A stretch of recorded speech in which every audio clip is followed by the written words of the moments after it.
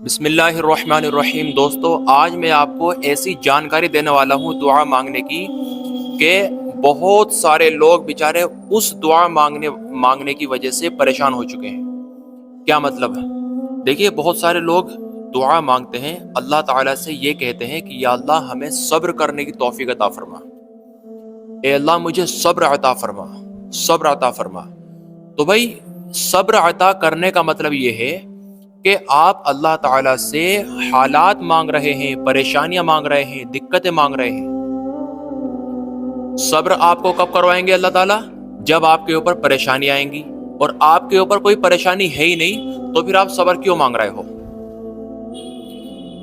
جب آپ اللہ سے یہ دعا کرو گے کہ یا اللہ مجھے صبر کی توفیق دے، مجھے صبر عطا فرما، یا اللہ مجھے صبر دے، تو اس کا مطلب یہ ہے کہ اللہ تعالیٰ آپ کو سب سے پہلے پریشانیاں دیں گا، اللہ تعالیٰ آپ کو سب سے پہلے حالات ڈالے گا آپ کے اوپر، اور آپ کے اوپر سب سے پہلے پریشانیاں، دقتیں آئیں گی، آپ کے حالات بگڑیں گے، آپ کے اوپر مصیبتوں کا پہاڑ ٹوٹے گا، پھر اس کے بعد آپ کو صبر کرنا پڑے گا۔ تو بھائی، آپ اللہ تعالیٰ سے حالات کیوں مانگ رہے ہو؟ کیوں اللہ سے حالات مانگ رہے ہو؟ کیا ضرورت ہے؟ اللہ سے یہ دعا مانگنی چاہیے کہ یا اللہ اپنی آزمائشوں سے بچا، اپنے امتحان سے بچا، اپنے امتحان سے بچا، ہمیں اپنی آزمائشوں سے بچا۔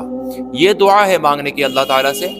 اور اس کے باوجود اگر کوئی پریشانی آ گئی تو اب یہاں پر بنتا ہے کہ آپ صبر کریں، اور انشاءاللہ اس صبر کا آپ کو اجر ملے گا، آپ کو ثواب ملے گا بہت زیادہ۔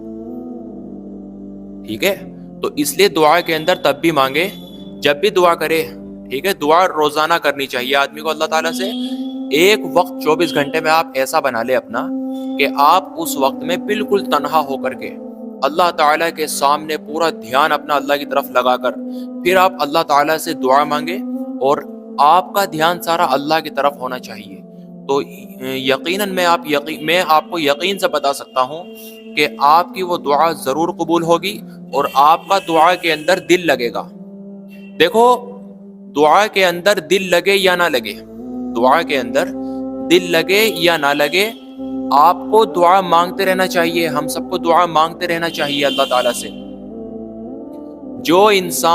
جو مسلمان دعا نہیں مانگتا نا اللہ سے، تو اس کا مطلب یہ ہے کہ وہ اللہ تعالیٰ کو کچھ نہیں سمجھتا۔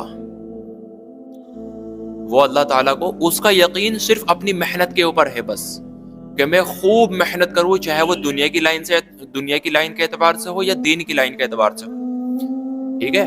اگر بندہ اللہ تعالیٰ سے دعا نہیں کرے گا تو اللہ تعالیٰ اس کا مطلب یہ ہے کہ اس کو اپنی محنت پر یقین ہے، وہ خود کو اللہ کا محتاج نہیں سمجھ رہا، بلکہ وہ یہ سوچ رہا ہے کہ میری محنت سے ہی سب کچھ ہوگا، میری محنت سے ہی، میرے اعمال سے ہی مجھے جنت ملے گی۔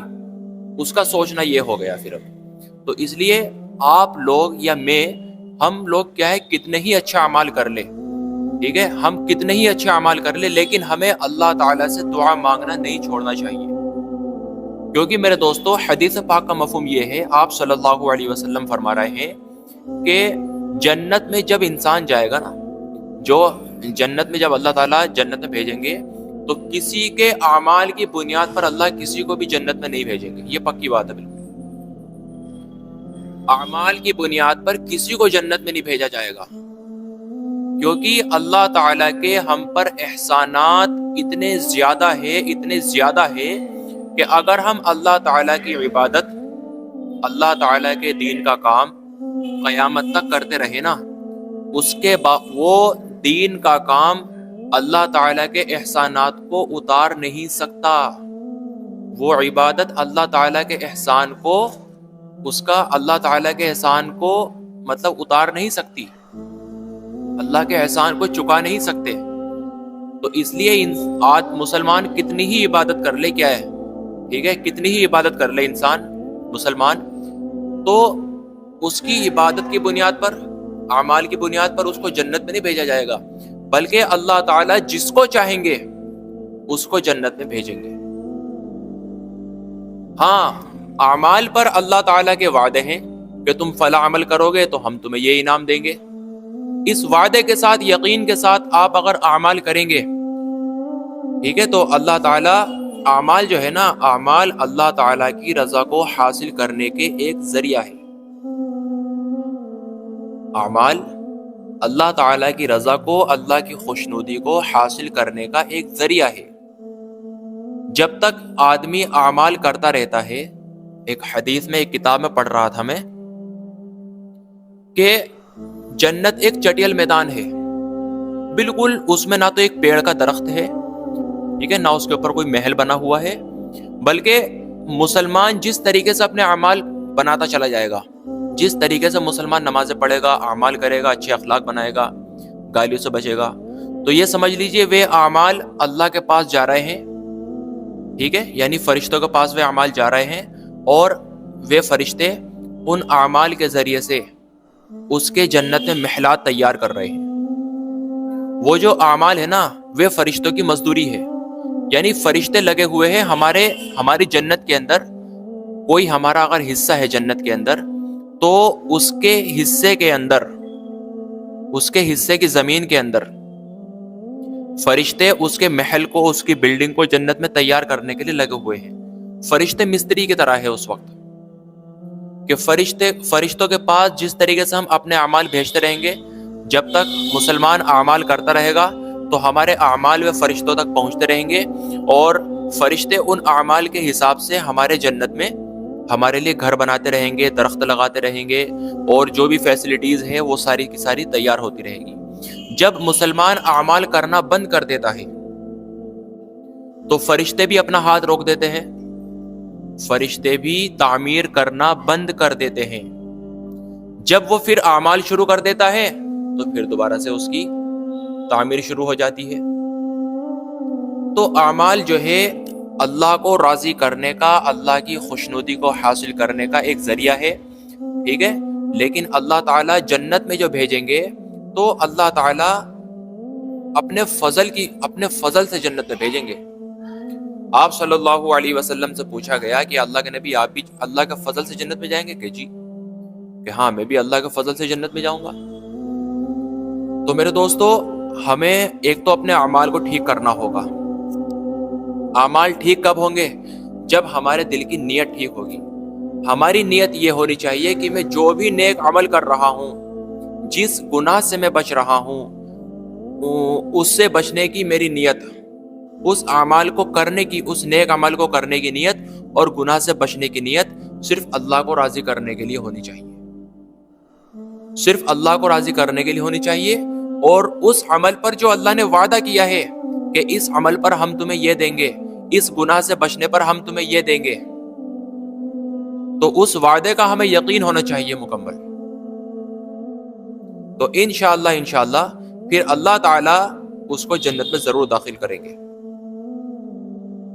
تو بھائی اللہ تعالیٰ سے کبھی بھی صبر مت مانگنا، اللہ سے مانگو ربنا آتنا فی الدنیا حسنۃ وفی الآخرۃ حسنۃ وقنا عذاب النار۔ اللہ تعالیٰ سے دنیا اور آخرت کی عافیت مانگو، اللہ تعالیٰ سے دنیا اور آخرت کا سکون مانگو۔ اللہ تعالیٰ سے آپ کو یہ بھی نہیں کہنا کہ یا اللہ مجھے بہت ساری روزی دے، نہیں، بلکہ اللہم اغفنی بحلالک عن حرامک واغننی بفضلک عمن سواک۔ یا اللہ مجھے اپنے حلال رزق سے رزق عطا فرما، اور مجھے حرام کی طرف جانے سے بچا، اور تیرے سوا مجھے سب سے بے نیاز کر دے، یعنی میری نظر کسی دوسرے کی جیب پر نہ ہو، تو مجھے جتنا دے مجھے اس پر راضی کر دے، اور میری نظر کسی دوسرے کے اوپر نہ جائے، میں حرام کی طرف نہ جاؤں، مجھے اتنی روزی عطا فرما دے۔ اللہ سے ہمیشہ، اللہ تعالیٰ سے دعا کرو کہ یا اللہ بس اتنی روزی دے دے جتنی کہ میری بیسک ضرورتیں جو ہیں وہ پوری ہو جائے، اور روزی کے اندر اللہ سے برکت مانگا کرو۔ بہت ساری کمائی کا ہونا ضروری نہیں ہے، کسی کی لاکھوں روپے کی سیلری ہے، اس کا ہونا ضروری نہیں ہے بالکل بھی۔ جس کی روزی کے اندر برکت ہوگی نا، تو وہ جھوپڑی کے اندر بھی بہت سکون سے رہے گا، اور جس انسان کے لاکھوں روپے کی سیلری میں، کروڑوں روپے کی سیلری میں اس کی اگر برکت نہیں ہوگی نا، تو وہ اچھی سے اچھی بلڈنگ کے اندر ایسی کے اندر لٹا ہوا ہوگا، نرم گدوں پر لٹا ہوا ہوگا، اور نیند نہیں آنے کی اس کو، نیند آنے کے لیے اس کو نیند کی گولیاں کھانی پڑے گی۔ بہت لوگ ہیں، دنیا بھری پڑی ہے ایسے لوگوں سے جو لاکھوں لاکھوں کروڑوں کروڑ روپیہ کما رہے ہیں، لیکن زندگی میں سکون نہیں ہے، زندگی میں سکون نہیں ہے ان کے پاس۔ تو اس لیے ہمیں اللہ تعالیٰ سے روزی میں برکت مانگنی چاہیے کہ یا اللہ تو ہماری روزی میں برکت عطا کر، ہماری روزی میں برکت عطا کر۔ اور برکت کیسے آئے گی؟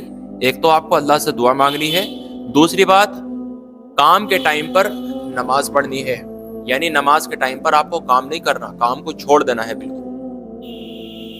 آپ کچھ بھی کام کر رہے ہو، اگر آپ ایسی جگہ جاب کر رہے ہو جہاں پر نماز پڑھنے کا آرڈر ہی نہیں ہے، جہاں پر نماز پڑھنا منع ہے، تو ایسی جاب کرنا بالکل بھی جائز نہیں ہے، ایسی جاب کرنا بالکل بھی جائز نہیں ہے۔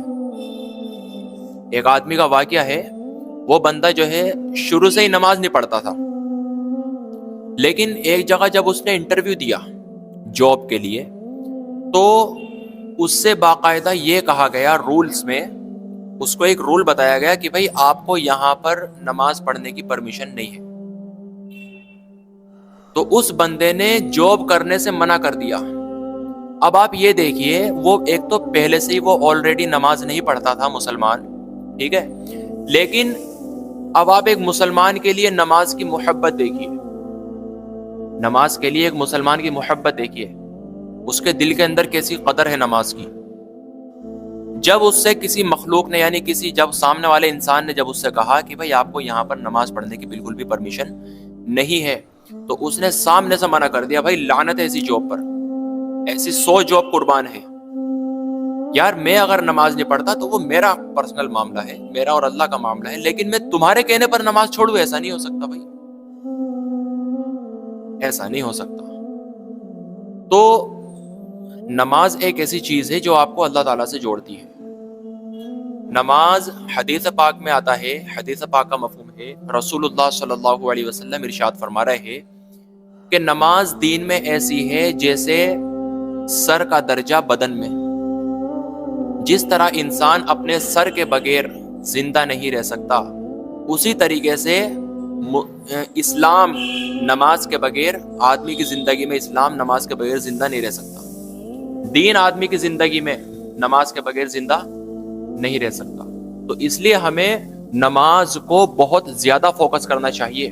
اللہ تعالیٰ پر ایمان لانے کے بعد، نبی پر ایمان لانے کے بعد جو سب سے بڑا حکم ہے اللہ تعالیٰ کا، وہ نماز کا حکم ہے۔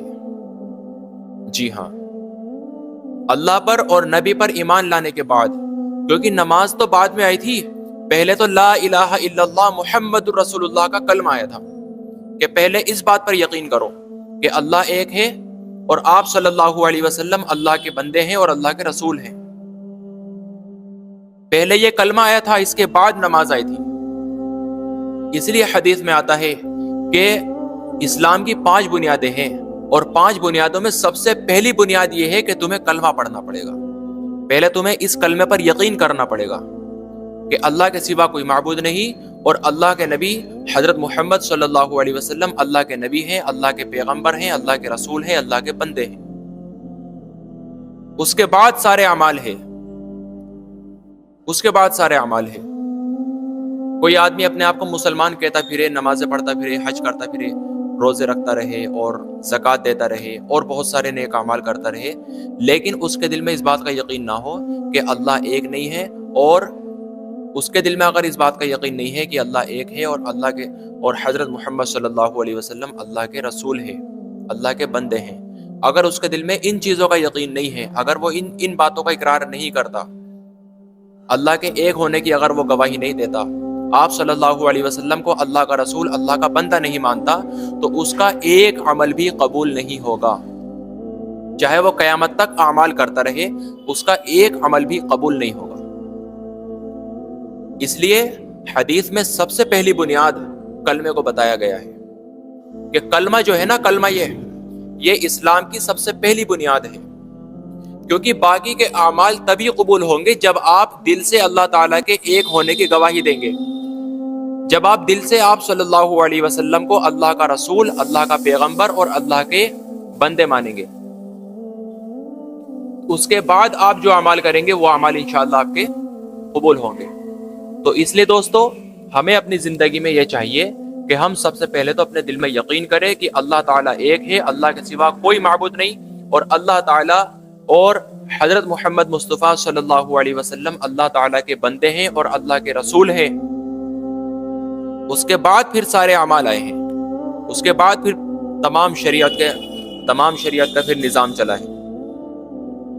13 سال مسلسل صحابہ نے اس کلمے کے اوپر محنت کی ہے، 13 سال مسلسل، 13 سال تک انہوں نے اس کلمے کو اپنے دل کے اندر بٹھانے کی محنت کی۔